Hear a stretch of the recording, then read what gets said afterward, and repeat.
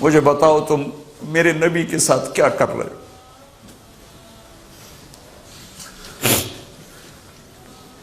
وہ تمہیں فرقوں میں بانٹ کر گئے تھے یا امت بنا کر گئے تھے؟ کیوں اس نادان کھیل میں اپنی زندگی برباد کرتے ہو؟ کیوں نہیں مسلمان بن کے رہتے ہو؟ اس امت میں اختلاف شروع سے ہے، ہمیشہ رہے گا، یہاں تک نہ جاؤ کہ ایک دوسرے پر کفر کے فتوے۔ جنت میں کون جائے گا؟ سنیوں نے کہا وہابی کافر، وہابیوں نے کہا سنی کافر، بریلیوں نے کہا دیوبندی کافر، دیوبندیوں نے کہا بریلوی کافر، شیعہ نے کہا سنی کافر، سنی نے کہا شیعہ کافر۔ جنت میں کون جائے گا؟ کچھ تو بھائیو میرے نبی کی محنت کی قدر کرو۔ میرے نبی تو غیروں کو اپنا بنانے آئے تھے، ہم نے اپنوں کو غیر بنا دی۔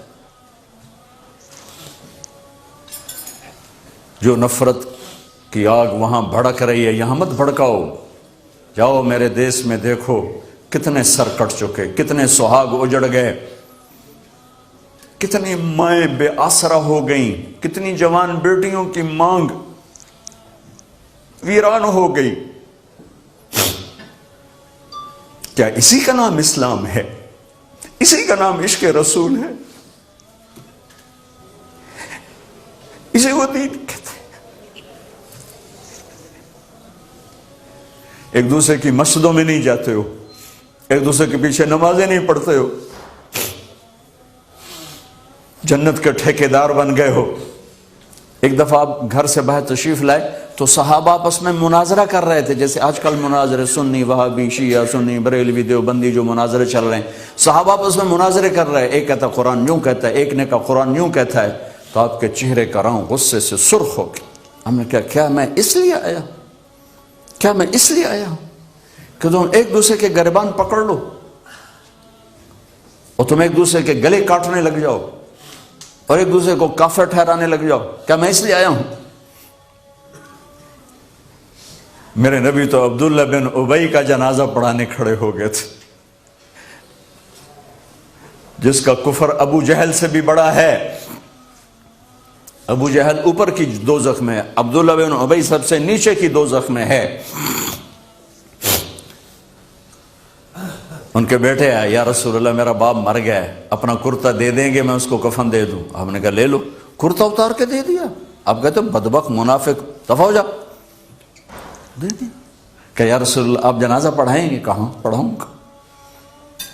باقی منافقوں کا تو کسی کو پتہ نہیں تھا سوائے اللہ کے نبی کے، لیکن عبداللہ بن ابی کا منافق ہونا تو سب کو معلوم تھا۔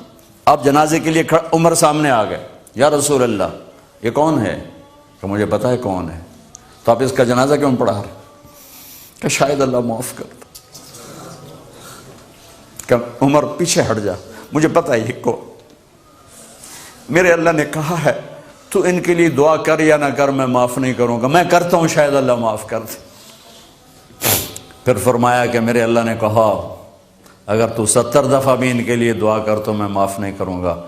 اگر میرا اللہ کہتا اے میرے محبوب اگر آپ 70 دفعہ اس کے لیے دعا کریں گے تو میں معاف کر دوں گا، تو میں اس کم بخت کا 70 دفعہ جنازہ پڑھا دیتا۔